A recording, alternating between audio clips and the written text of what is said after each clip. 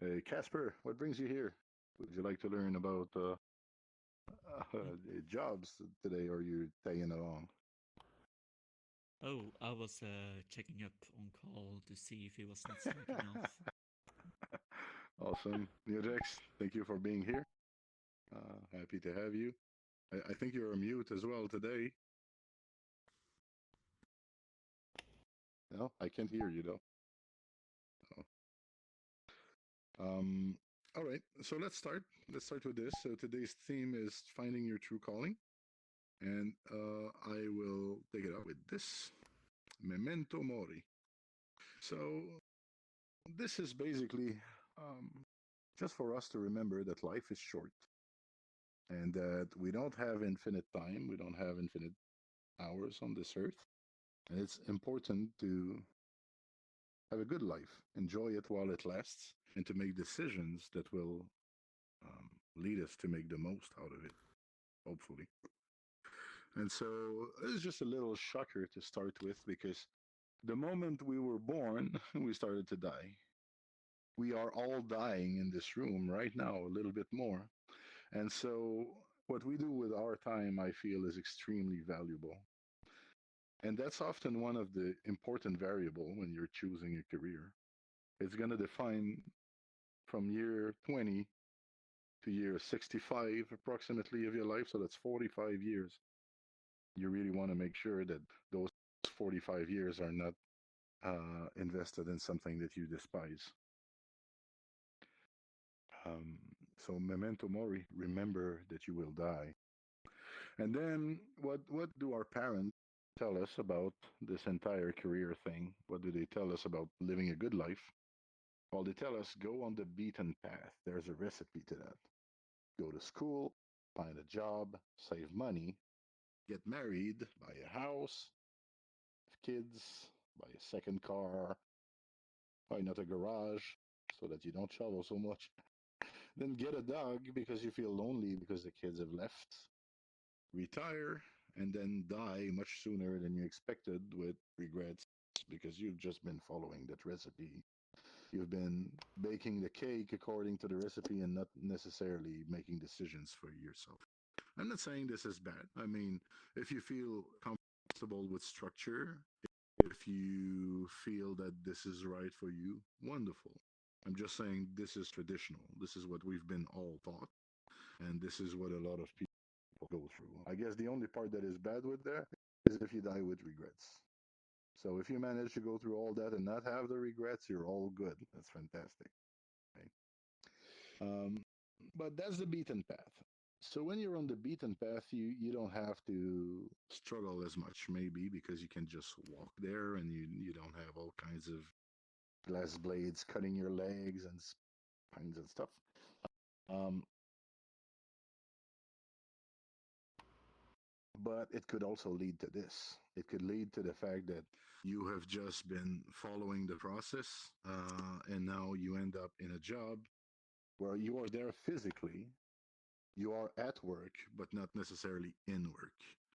So if you look at this guy, he looks pretty bored. He's probably doing a job that is supposed to take 30 minutes and he's taking 3 hours and a half to do it right now because his mind and his heart are simply not there and not involved in the job at hand. And this is very costly. It costs companies because obviously, why pay 3 hours and a half to a guy that could do it in 30 minutes? But it also costs humanly because, as I said, 45 years. Do you really want your life to be 45 years of that? So it's an important decision to decide what activities you're going to invest yourself into. And I feel that presenteeism is something we need to address. Now, this recipe, this beaten path that we have looked at earlier, this was designed by our parents for the world that they were in. That worked when you had only one career. You had to study once and you had one career and you could hold to that career for the next 45 years. Now, 95% of companies close within the first 5 years of their existence. So you can see how difficult it would be to just be with the same employer or the same family owned business forever. That simply does not happen anymore. And it's happening all over the world, even in places like the UK, where companies have existed for like six generations. It's like 200 years. They're now closing down. So that kind of stability is less and less available in the world, job wise. And so um, we need to change, but we also have so many more options available. Like nowadays, everybody can open a channel and become his own TV station. Everybody can go on Fiverr and become a freelancer. I was listening to someone speaking about Generation Z not long ago, and he was saying it's a generation of entrepreneur, but it's like micro entrepreneur because they, like here, we have people in VR chat that are building assets for others, that are doing avatars. So they are micro entrepreneurs. They know that they don't have to rely on social security. They can sell this and then they have a little hustle on the side to make more money during the month. Right? Um, and they can work on their phone, they can work on their laptop. You can work everywhere now. Um, it's not a physical place anymore. Work is not a physical place. It's something that you carry with you, maybe in your pockets. We have this stand-up comic in here in Quebec. I'm from the province of Quebec in Canada, and he said before people had nothing and therefore found themselves in front of everything. Now people have everything, therefore find themselves in front of nothing. And I believe that is so very true. The fact that this world has changed, that everything is so available now, brings, of course, a lot of enables us in many, many ways, but in other ways, it cripples us because why would I put gas in my car if I have nowhere to go? I mean, if you're like in an average family now, you live with your parents in the early years, you have a computer, you have the internet, you've been educated, you've been fed. Who dies of starvation in the first world? And even in the third world, it's becoming increasingly strange when that happens because we have good medicine and people will just feed one another if they're starving. So it's not the world of the 1800s where vaccination didn't exist and you could catch a virus or tetanus or whatever and it would kill you the next week, right? This changed a lot. Rabies does not kill us anymore. So we live longer, easier lives. But with that comes a lack of motivation because we don't have like those difficult things happening to us and pushing us forwards. Um, I come from a very humble family.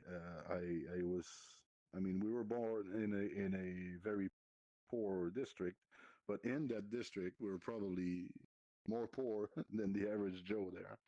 And so this was my fuel. I wanted to help my parents. I wanted to get out of the gutter. I wanted to do something nice with my life. And so I started working two, three, four times as hard as my neighbor because I really, really wanted to make a change in my life. So motivation in a context like this is easy to find. You know exactly what you have to do. It's a no-brainer, right? But I feel that in today's world, it's more about choices. So everything is available, but what are you going to do? And the demotivation part comes from the fact that if you don't have any goal, it's pretty much like having the goal of going nowhere. Right? So, and a life like this, when you don't choose where you're going, well, life is taking you places anyway, and it may take you places where you don't want to go, and that might feel like you're powerless, and it might frustrate you. Uh, and so this dissatisfaction kind of creeps on you and it can make you depressed. So you went from being unengaged and unmotivated to now being a little bit depressed because although you're not doing anything, you're still getting mistreated and you feel you don't deserve it and so on. So it's kind of a vicious circle. And the only way to break that is to make a decision that you will give a direction to your life. But I guess that's easier said than done. Myself, I struggled a lot with this, and I had a strange problem because everything interested me. I wanted to learn about everything. I loved science. I loved even the psychology, the human stuff. I liked reading. I liked anthropology, archaeology.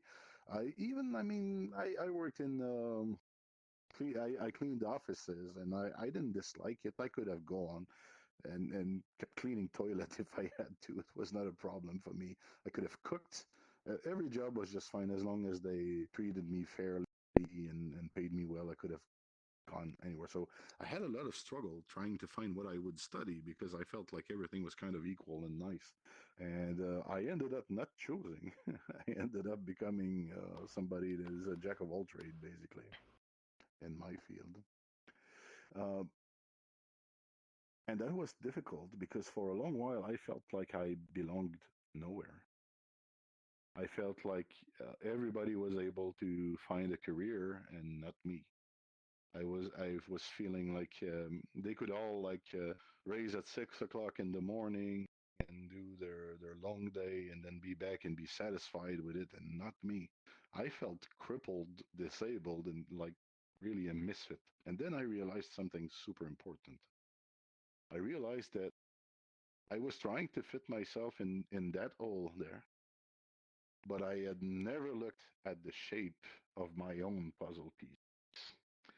So basically, what I was doing is I was trying to hammer myself in a hole where I didn't belong, which is completely contrary to the strategy of doing a jigsaw puzzle, right? Because what do you do when you start a jigsaw puzzle? You try to find like the sides first, and you can recognize these, and you group them together. Then you split them into colors, and you say this is the sky and this is the grass. And when you start learning about the shapes of those pieces and grouping them and arranging them, the puzzle becomes increasingly easier to make, right? And when you only have one piece left, then it's very obvious which one goes there because you look at it and the shape is there and the color, everything fits.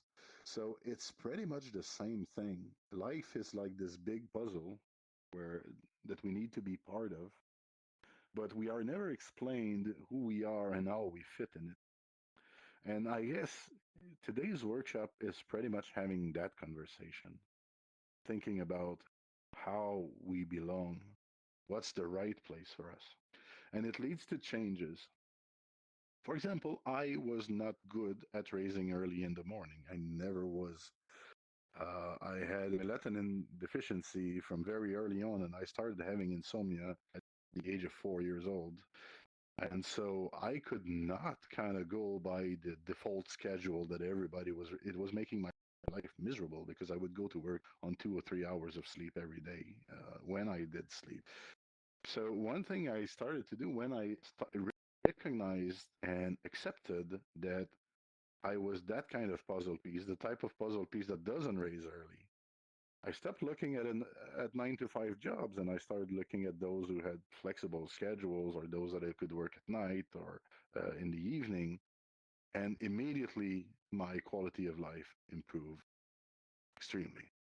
Then I also noticed that I didn't like, for example, to be micromanaged. I like to be taught the main idea. I like to be taught my mission and to kind of do the my own architecture and my own goal. And when you need it Friday, fine, I will deliver it by Friday. I also noticed that I didn't like to do simple stuff at work. That it bored me to death. That I'd rather you give me a rocket to build than I will figure it out. Searching the information and speaking with people that know more than me, right? And I would it would keep me motivated. So one way I felt crippled is that I was unable to do the simplest things in life, like having a routine, like everybody did around me. But I could, and on the contrary, go to the moon if I chose to. I felt like I was able to do that when I decided. So I was there was this inner division, this inner contradiction in me always. And when I started looking at those colors, then one contradiction after the other, I started kind of looking for a different type of environment. And what happens is that I never figured it out completely, but at some point I got sucked in the puzzle. It's like somebody said, "Oh, look, that's a sky piece." And they went, shook, and they put me there. And that's where I really started to thrive. Before that, I was just really trying to hammer myself where I did not belong. So that's very, very important to make that reflection before we start. Also, there are 9 modules to these workshops. This is the first one. Uh, Today, we will mainly look at our current state, and we will, during the next workshops, we will be taken like on a journey. So before we go anywhere, once we start, and before we start really understanding where we belong, it's good to understand what motivation is about. And I would split it in two types of motivations there. Two lower levels, I would say they are fear based. They move you through fear. And the top level, it's a mixture. Like in the middle, it's a mix of fear and desire, and as you go up, it's more about desire and goals. But the only thing that can actually kill you, that's actually a need, is your physiological needs. So that's Abraham Maslow's theory of motivation, by the way. So it's used in management as a reflection on how to motivate employees often. There are many other kinds of management theory, but I always liked working with this one. So physiological need, these are the obvious one. You need to breathe, you need to eat, you need to drink, you need to sleep. So these are just the basic needs. So if you have a job that doesn't provide that, you probably don't want to stick to it, right? Or you should probably not choose a career that will go that way. And it looks like it's it, crazy what I'm saying, but they have in some industries, for example, the fishing industry in Asia, people die or are thrown overboard of boats. And some the blood diamond mines are famous also for having a lot of people dying. There are other that go like mine all kinds of minerals and gases and dangerous volcanoes, and they also die. So just because you will get paid for it doesn't mean, and well, I mean, just the army, right? You can get killed anytime, and that's quite widespread. So it's one consideration that is real. Safety. So safety is really to me about paying the bills. So having a roof over my head and being able to buy food every week, taking care of my wife, of my kids, of my extended family, my hamster, my cat, my dog, whatever, making the repairs on my car. So I want to know that more money is coming so that I can take care of these things. Afterwards, love and belonging.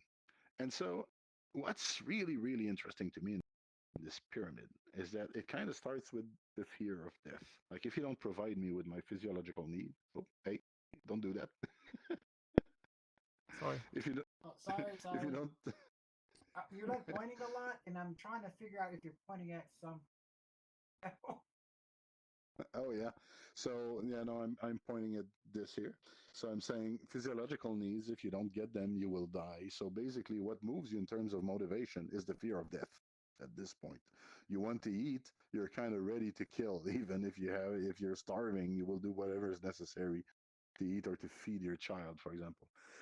Safety, again, is kind of a motivation through fear because you fear that you're going to be exposed to elements. And I mean, in older times, it would be predators, I guess. So that's the shelter part of it. And then love and belonging, it's still about fear, but it's more subtle there. So here I got a job that pays the bill, and on this stage, I want to keep it, right? So I want to belong at work. I want to belong with my friends. I want to belong to a system or to a society so that it takes care of me. If I frustrate said system, it might throw me in jail, cut my resources, or leave me on my own. So belonging, in as far as motivation theory goes, is really about that, like keeping the money coming. And the more confirmation I get, the more people tell me they love me and I'm so cool and I'm such a great coworker, the more secure I feel about my future in that company. So that's often completely unconscious on our side, but this is kind of how we relate to work. Then you have esteem. Well, esteem, I would say, when you want people to look up to you, when you want to have them recognize that you have superior skills, or superior capabilities, that's where you start to kind of try and dominate the social ladder. So that's when you decide you will become a project manager, a middle manager, or a boss of some sort, because not only are you sure that people are loving you and they will keep you around, but all of a sudden you own the ladder. So you decide when it's over. You are higher. You can protect your castle, your fortress a little bit better. So that's what esteem is about. And people express that through all kinds of status symbols. So the big car, the big house, the way they dress, the way they speak, the way they raise their kids. So at some point, they're pretty much making a display that they are in command and don't challenge me. I am looking for ultimate security there. And self actualization is interesting because it's where you become the most that you can be, but it's also where you kind of understand because that takes time to climb that pyramid. So it's also where when you start understanding that this was all a big joke. So when you realize yourself, it's like fear fades away at last. You have proven yourself that you could have a job, hold on to it, dominate the ladder, and now you're kind of beyond. And so you're thinking in your mind, oh, if I had to do this all over again, I probably could. I understand how this works now. I understand how office politics is working. I understand how, I don't know, to get better grades on my SAT next time. So it's not as scary as it was. You don't feel as threatened by the world as you did. And obviously, you're older as well, so that helps. And so, knowing that motivation works like this brings us to the next step, which is okay, we need to find ways to motivate ourselves, but to really be motivated, we need to kind of decide where we're going. It helps to know where we come from, and it's also good to draw a path. So, I'm sorry, I want to go back there just 2 seconds. What we can conclude from this is that the perfect job does not exist, right? There will always be physiological needs, safety needs, love and belonging, esteem, self actualization. You will get frustrated everywhere because these needs are not met, because your desires are not met. A job that is good for 2 years might turn sour after three. That's how it is. So, if you want to manage your own motivation, that's one thing to realize that is very important that you are kind of in charge of that pyramid and you don't have to be so fearful. One of the great secret is to actually taming this activity that you are doing so that it brings you satisfaction. And we're going to go back to that later. So life's a journey. Know where you come from, where you're going, how you'll get there. And then what happens is that if that's your path, this little red line there, and for some reason you miss a turn and you end up here, well, you know where to go back to because you had laid the path before. If you don't have a plan and you're starting losing your way everywhere, you might as well cover the entire map before you realize that you have gone astray. So it's important to kind of have a plan there and decide from the beginning where you're going and how.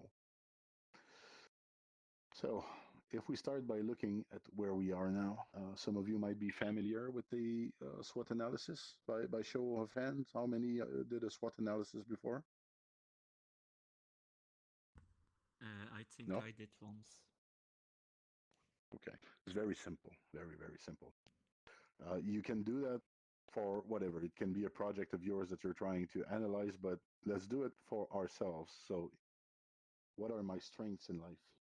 Uh, what is it that I'm really good at that people recognize me to be good at? And then what are my weaknesses? What do I think I need to improve on and take more time to develop? So make a list. It doesn't have to be really exhaustive, but try to find at least three strengths that you have. And if you feel inspired, go up to 10. And then weaknesses, the same, at least three weaknesses so that you have opportunities to develop, and up to 10 if that comes easier. Now you might find that one or the other is harder for you to do. Some people only see strengths in themselves, some people only see weaknesses. But do work at it until you can find those three of each minimum. And then think of your life context right now and try to think about what opportunities are presented to you. For example, if you're looking to choose a college, what are your options? Where can you really realistically go and study? What doors would that open? Where do you live? What's the market over there? What does it look like? Do you have I don't know, a rich uncle in the family that could open doors for you and help you get started? That could be an opportunity. Or maybe you simply have this great idea that you have shared with a friend and he's pretty much on board and you could get started on that idea. So, whatever opportunities you have in your life, uh, make a note of it. Try to find at least three good opportunities if possible. If you have more, Senke, better. Yep. Carl just sent me a message on Discord that apparently the slides are not synced for later joiners. For people that come afterwards, Yeah, you that have was to the go back problem to I the. was having earlier. I gotcha. So what is there to do? We need to reload. Well, to Or go what? back to the go back to the first slide, Okay. and Okay. then go back. Hmm. Yeah. So I'm just cranking it up to the first one. You should see a guy doing this. Can everybody see that? Hmm. See that? Yeah. All right.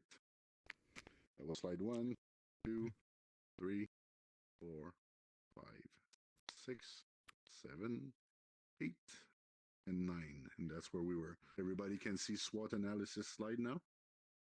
Yeah. Hmm. All right. So we're resynced. Awesome. Yeah, that's what happens is that if we've been switching the slides, it doesn't take account if you arrived afterwards. So sorry about that. So make a list of the opportunities, but also threats. You know, if you have, for example, a financial situation that is deteriorating right now, or maybe you have a job and you're afraid you're going to lose it, or they're going to hire somebody else, or whatever it is that you're perceiving could happen. Make sure that you make a note of it there. And then, if you want to do a full SWOT analysis, what's interesting is that you can look at your strengths and see how they can help you seize the opportunities that exist in your life right now. So you do that analysis, you put your strength, opportunity one, strength, opportunity two, strength again, and opportunity three, and then you do it with strength two and strength three. And so it will become 3 times 3, 9 points of analysis there. But it makes you think, right?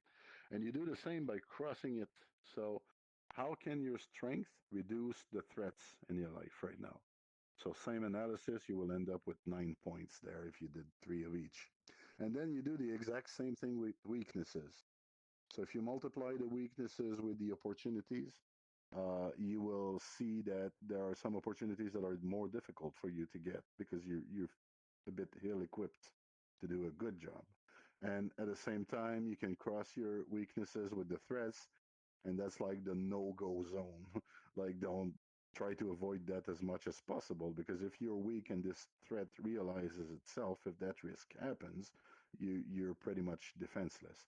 And if there's no way for you to avoid the threat, then start making a backup plan or something like that on how you could build yourself stronger or take measures to limit the damages.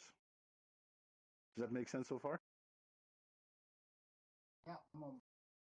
Yes, yes. All right. All right.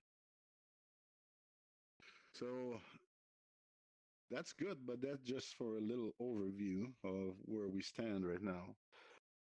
Thing is, living is actually quite complex.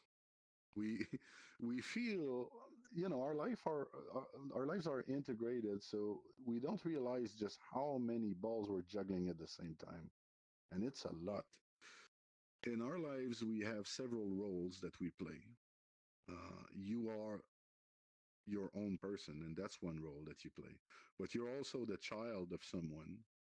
You might be the brother and sister of someone else. You might be an employee. You might be the caretaker of somebody else. You're also a grandchild. You're also a friend. You're also an acquaintance. You are maybe a worker. You might be a volunteer. You might be the sports guy and the teammate. And the reason I'm enumerating all of these is that with all of these roles come expectations. You are expected to behave a certain way with your parents and a certain way with your wives and a certain way with your teammates, right? And they don't have much in common. They can actually be contradictory many, many times. So if you are trying to satisfy everyone in your life and all of those roles at once, you will end up not being able to do that. You have again to make choices. And those choices will be better made. And I hope everyone sees that slide there. If you really assess precisely who you are and what you care for. So, values is a good place to start. What is it that you value in life above anything? What is it that you would die for? That's what a value is about. What would you fight for and die for?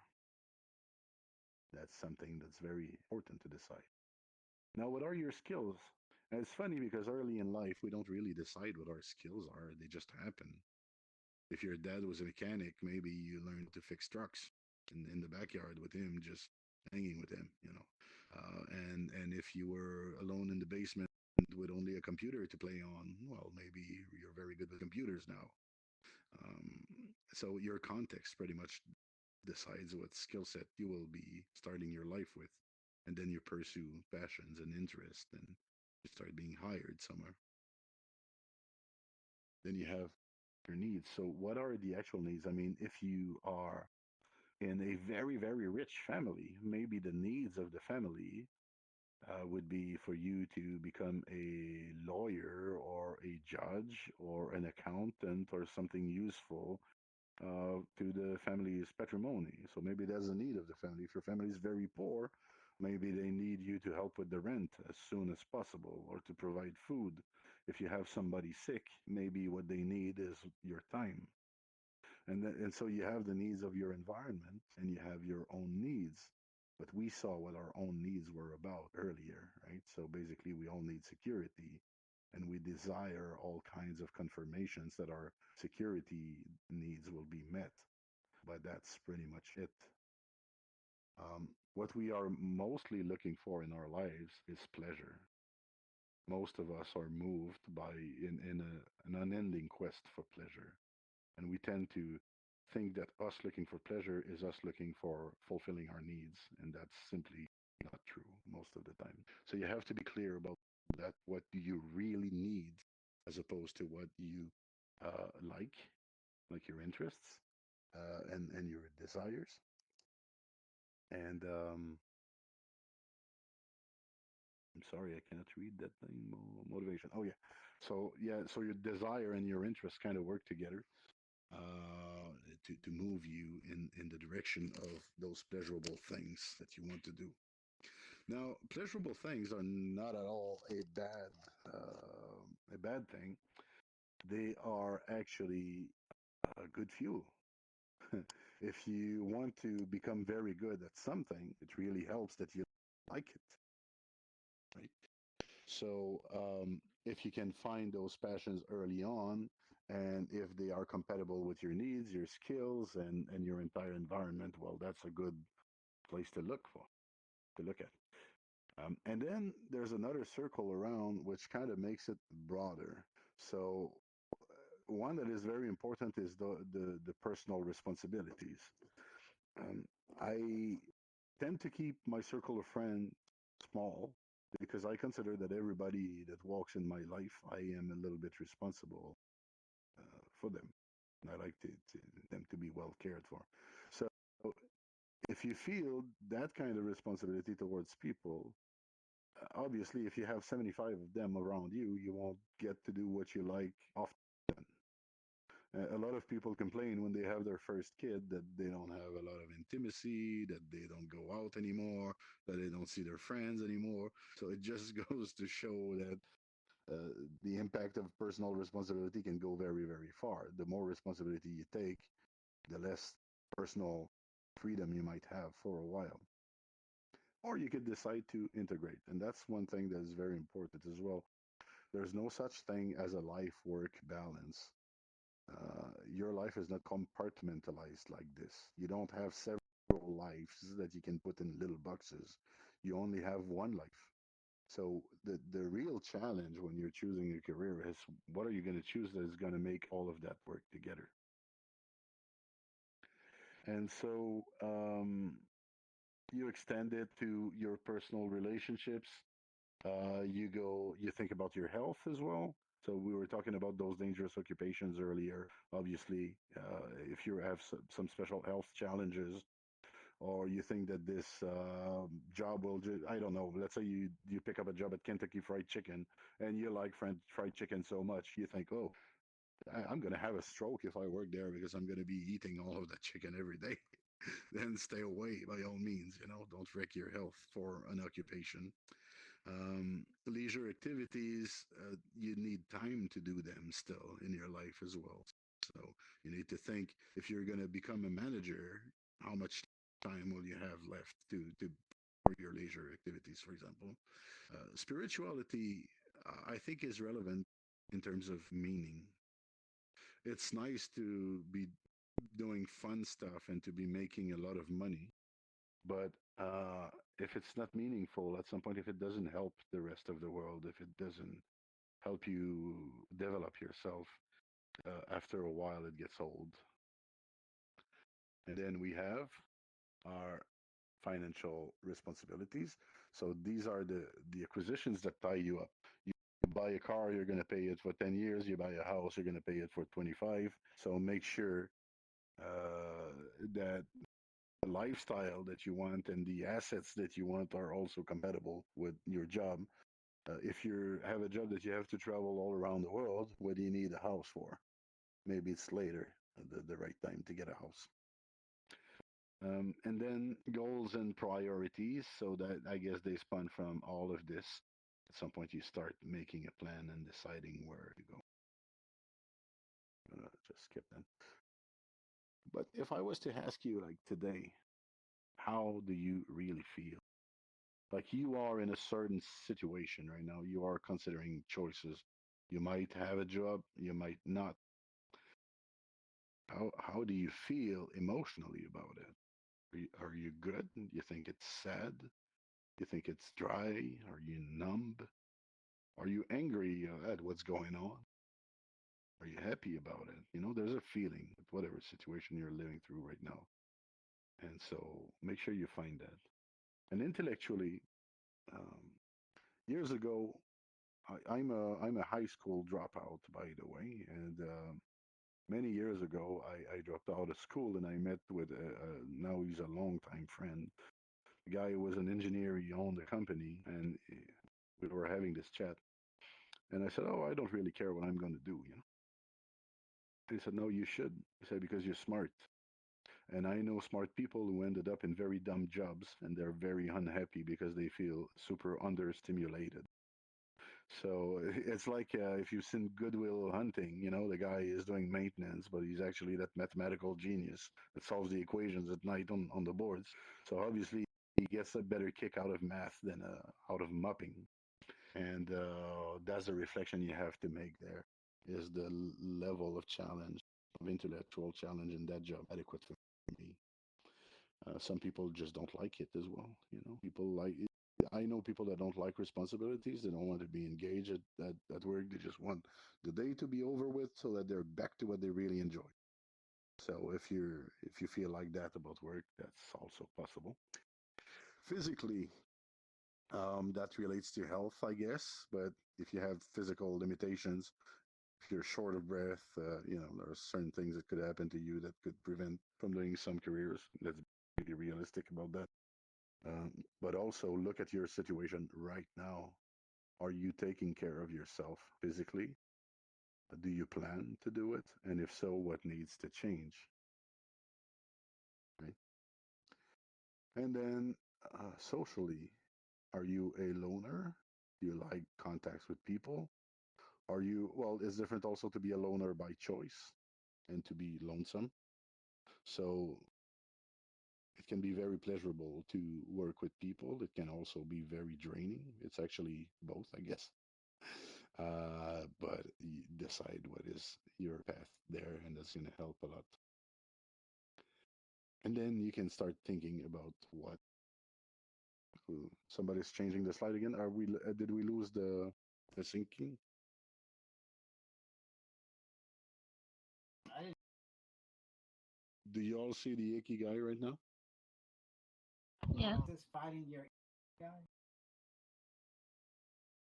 Okay, so let's just go back.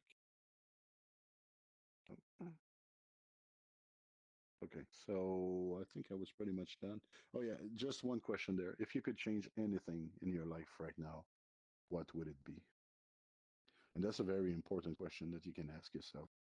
Because if you don't change it, if you don't make a decision about it, it's just gonna be there still. You're gonna take it with you. And that's probably the most important question that you can ask in your orientation. Self knowledge in HR is usually done by you taking a Myers Briggs test and discovering your type of personality. And there are all kinds of tests like this. So you discover that you're a blue or you're a red or you're a green, and that means that you're that type of personality. And then they tell you, oh, you're more of the visual kind, or you're more auditive, or you're more physical, or you're more. So they have all of these characterization, and they say you work better with a person like this and a person like that. And by all means, do that. I do encourage you, if you want to go farther in self knowledge, get online. There are free tests everywhere. Select your 10 favorite personality tests and do them. This is going to help you in your orientation.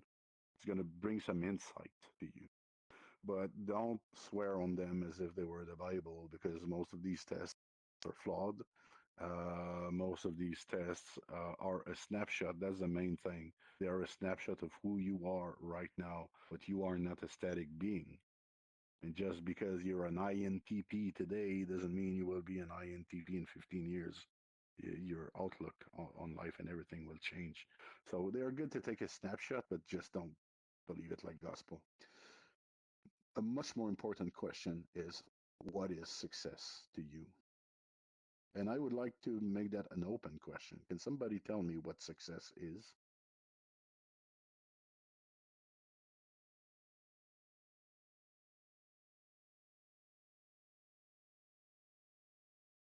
So making happen what you would like to make happen. That's a measure of success. Capability, Monetary maybe. availability. So financial success. You're stable financially. Yeah, I meant to say financial stability. There we go. Thank you. All right. Yeah. Pleasure. Anybody else? Okay. Let's imagine this. Let's say I have $1 billion in my account. And every day I wake up and I look at the stock options and I worry about money and I want to have more. And although I have already 3 planes parked in my backyard, I want the latest model. And although I have 7 Ferraris, I would like to get the new Porsche or the new BMW or whatever. Now, I have $1 billion in my bank account and all of this. Not only that, I don't even go to the hospital like everybody because I have 3 doctors living in my backyard whenever I'm sick to take care of me. And I have a gardener and I have a lot of people taking care of everything in my life. But I feel that they're never doing a good job, and that I have this kind of feeling that I'm still working very hard. My question to you is, I have $1 billion. Am I successful? Am I rich?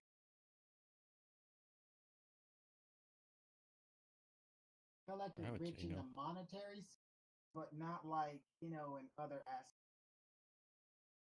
Right. So basically, my financial status is that of a wealthy man, but my psychology, my mentality is that of a poor person because I'm still trying to get better and better and more everywhere.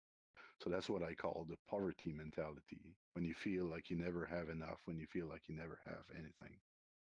Now, let's imagine another extreme case. I'm in the middle of a full blown war, and I know a lot of people that died. Places I like to go were destroyed. Now it's a bit calmer, uh, but it's been going on for several months now, and it's like I have accepted it. And I am able to smile again. I am able to hold the people I love, and I'm grateful for that. And I am even able to help my neighbors. And although it's a very difficult and challenging time, I feel that this is my life and I feel fulfilled. Although I have nothing in this scenario, am I poor or am I rich?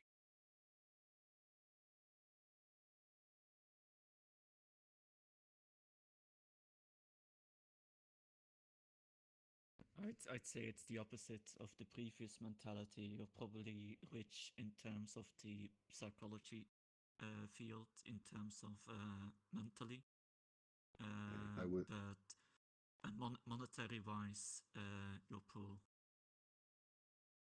right. So I would say you're spot on. That would be the mentality of prosperity. When you feel that no matter what you are given or no matter what cards you were dealt, you feel that it's sufficient. You are content. Right? So to me, the definition of success, the ultimate definition of success, is when you manage to be content with what you have. Then you truly are wealthy. You can be grateful. You can be sharing with other people. You can be generous when you are content. It's easy. As long as you feel like life is not rewarding you like it should, that you didn't get into the right university, that you're not getting the right job, that you're not doing at that job the right task that you would like to do, basically you still feel that the world is against you. That goes back to the motivation theory. So you're still trying to get that security because you don't perceive it, and therefore you are motivated by fear and pretty poor in terms of your way that you interact with the world. And so there's another way to look at success that is maybe even more meaningful. At least it was to me. A miracle happened in my life at some point, and is that my wife became pregnant, and I was about to have a little daughter. And I wondered, what is the most important thing that you could teach a child? Right? So is it that they get a good career? Like, I don't know if you guys have children here, but like, do you really want to make sure that they're going to get a good career because money is everything and that's money that's going to make them happy? Or do you want to make sure that they are moral and ethical because you go to church every Sunday and that's what you value, and you want them to be perfect in that respect? Or maybe you always dreamt of playing the violin, and for you, the apex of humanity is expressing yourself through arts, and to raise a violin player would be something awesome. Which are of these goals is the best? Is there any goal like this that would be better for your child? What is the number one thing you would desire to your children when you bring them into this world?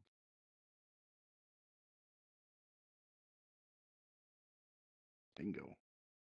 Happiness, right? Isn't that close to contentment again? If you're content, are you not happy? Right?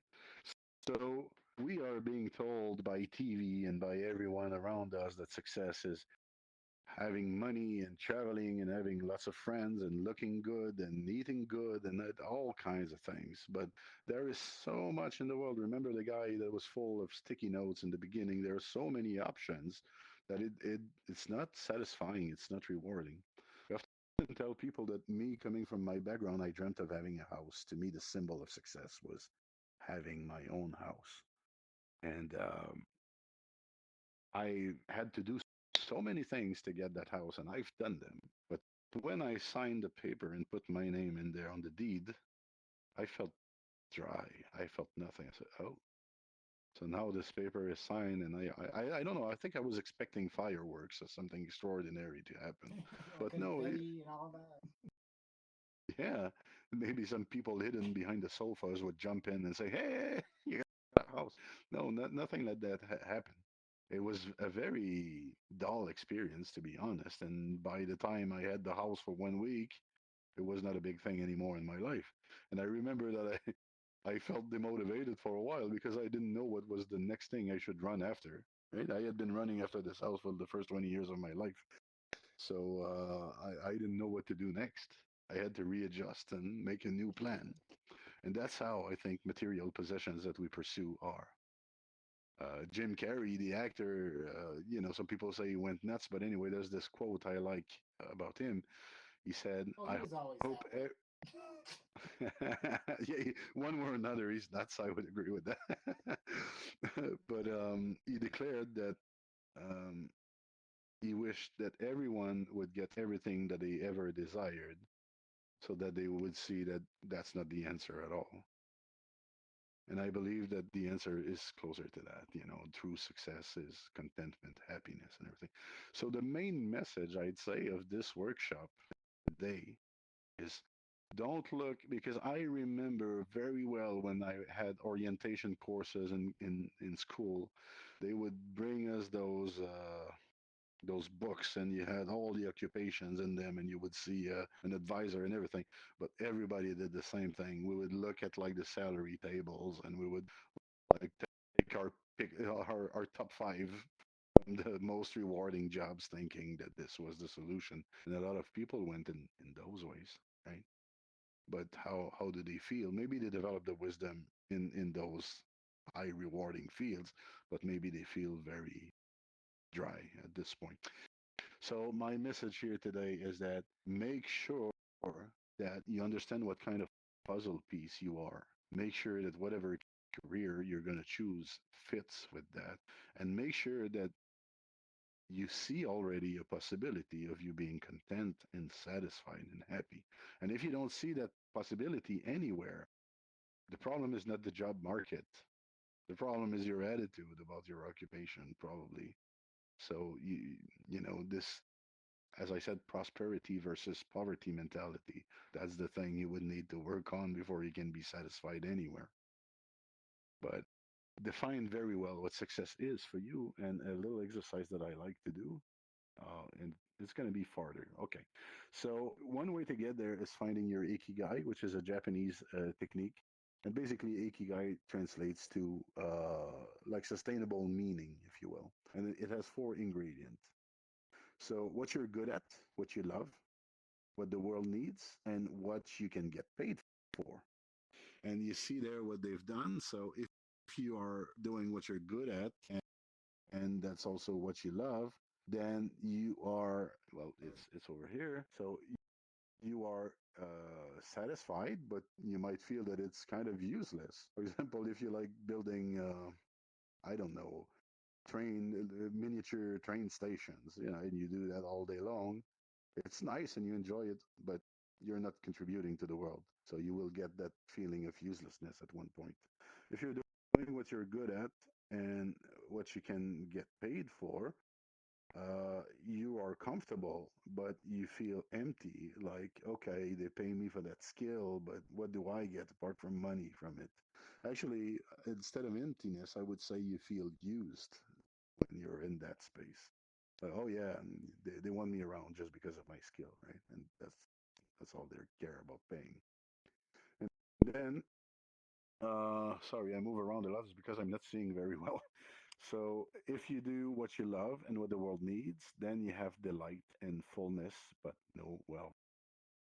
And that is the spectrum of volunteer work. People that go and travel all the world, they live very enriching experiences humanly, and I could only advocate for that. But if you were expecting wealth from it, and you were expecting that you will have a very nice and comfortable retirement, well, think again. Unfortunately, not going to happen. And then if you do what the world needs and what you can get paid for, then you get excitement and complacency, but a sense of uncertainty. Um, so it's like an opportunity that's happening there. Like in the pandemics right now, you can get paid to do a lot of things that the world needs that the world won't need 3 years from now. So it's that kind of space where you're surfing a wave, basically. But now, what happens when you combine your passion with your mission, with your profession and your vocation, ikigai? That's like the sweet spot because you have long term meaning, you have long term passion, and all of these things kind of blend together and help you. So, this is also a reflection. All the exercises we've been doing, the SWOT analysis, um, the self assessment with the little circles, and this, you should definitely, definitely write that on paper. And by the way, this world is public. And this PowerPoint will stay here all week long. So if you didn't take notes, you want to come back, Good. sit here, work at it, whatever, by all means do. You can come and make screenshots of the slides as well. No problem there. But after a week, it's gone. So don't wait too long if you're going to do that. But finding your ikigai is probably the best guarantee that you can get that at least this thing will be sustainable a number of years. Because we change and our interests change, but this year you have four parameters that are culminating in the center. And so that will allow you to be satisfied with what you're doing for a little while at least. So that's the best alternative to being super wise and content all the time. Get in that space. And then you have time maybe to develop the rest of the wisdom because we're not all the, I know I'm not all that wise. Now, once you find your ikigai, that's great, but you probably have some limiting beliefs. For example, the very first slide, that was telling us, well, not the memento mori, but the slide that was telling us about the beaten path. So we believe that. We believe that we need to go to school, that we need to get a career, that we need to climb the ladder and get married and stuff. And we pressure ourselves. Somebody might think, oh, I'm a bad person because I did not study. Or they might feel like, oh, I'm unlovable because I did not marry. And I know for a fact that many people get judged because they don't have kids. So, hey Dash, did you lose the sync? Do you want me to? Oh no, I just have some friends that are wanting to talk to me. Like I have one that might be interested, and I might talk to them a little bit more later. All right, awesome. So basically, there's this thing that happens to all of us. We are taught, and depending on your neighborhood and the education of your family and the social economic level and your race and all kinds of parameter, you are told a story about the world, and whether you like it or not, you believe a lot of it. And it's also about your career, about success, about happiness. Uh, I believe we all have our own little mythology. We all have our own little religion that is a bunch of beliefs that you cannot prove in any way, shape, or form. It's just like family tradition. And I want to illustrate that with a little story that I like to tell. Once there was this granddaughter, and she was having ham that her mother had cooked. And she was growing older, and so she said, Mom, this is my favorite dish. This ham is exquisite. I wonder, Mom, why do you cut both sides of the ham every time you serve it? Is it for taste? And so she said, You know what? I really don't know. I'm going to ask my mother because that's how she taught me, and that's what she used to do. And so a week later, they find themselves at the mother's house, and the woman asked, Mother, my daughter has been asking that, why do you cut both sides of the ham? And the mother again says, you know what? I don't know. This has been a family tradition since my mother. So I think it makes it more tender because the juice goes through it, and so it does something to the ham. Oh, all right. But they were fortunate, and her mother was still alive, and so they went to the hospital and they asked, they were looking for a piece of conversation. They said, could you tell us the secret of this ham? Why is it cut on both ends? And so the old woman said, oh, that's easy. When I was young, I didn't have a lot of money, so we could only afford a small oven. So I would cut both ends so they would fit better. That's great. So we all have recipes in our families that are just like that. And a lot of the things that we believe about the world is just like that as well. And that really goes into our career path.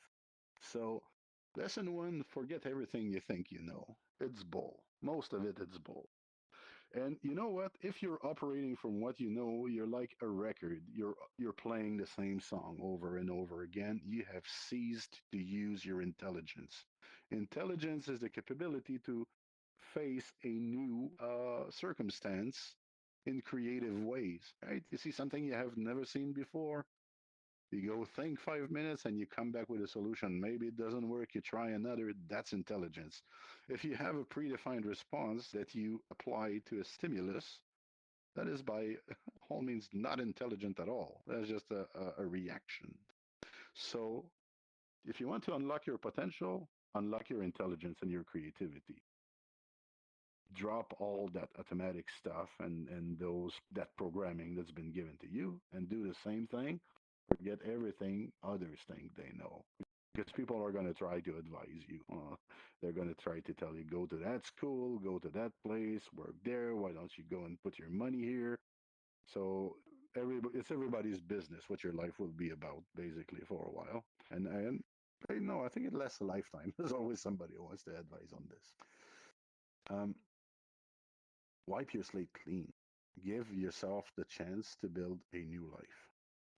There is a visualizations exercise that they do with vision boards, and there's another one that they call blue sky exercise or blue ocean. But the idea of the blue sky exercise is that basically there is nothing.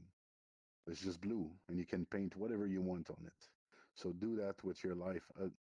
Your past does not define what you will be. Your past defines what you have been. But from now on, it's just a decision that you have to make, and you can become pretty much anything you want. I'm not going to tell you you can be president of the United States. They told that to Donald Trump, and we've seen the consequences of that. But I mean, you can you can do pretty much what you want. That is unrealistic expectations. So once you have painted that new life in your mind, write that bio, like as if you were dead. Uh, Carl died at 88 years old from, I don't know, in bed with his wife, let's say, in bed with his wife after too much excitement, and he Wait a just come minute. back from. So he had enjoyed an helicopter ride before that after a long career, I don't know, in the financial sector or in publicity or whatever passionates you.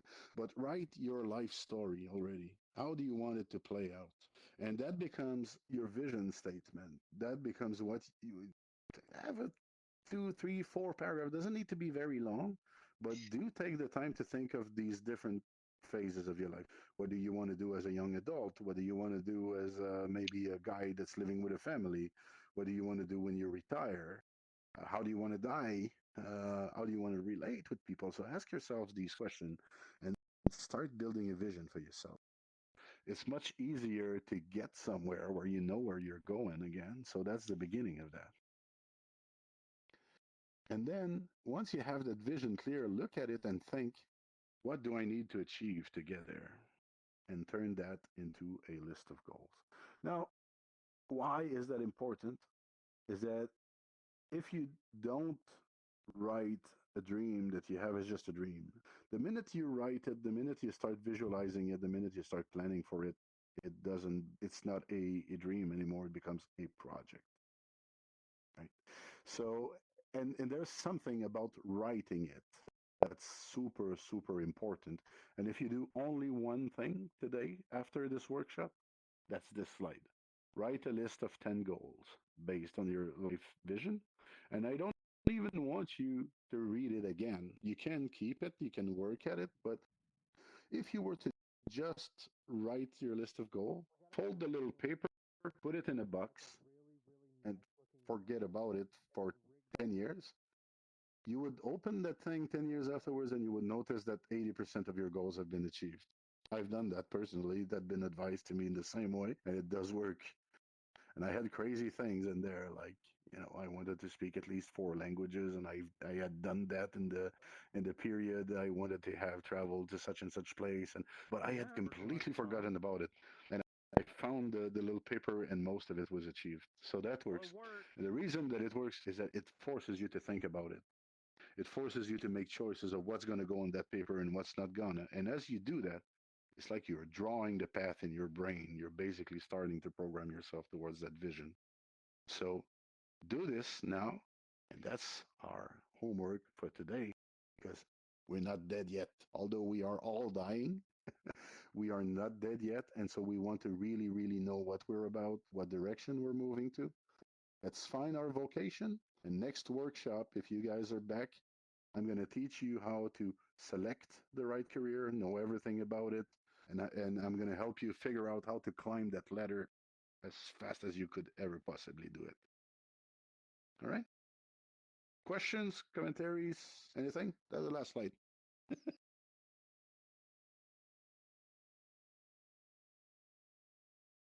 Did did I put anyone asleep? To sleep? No, I got a question. everyone's still here. I joined off a friend here. How do I learn Yeah. about the next class? Okay, so first of all, I'm gonna friend you. Second, if you go, there's one of the elevator that says skyscraper.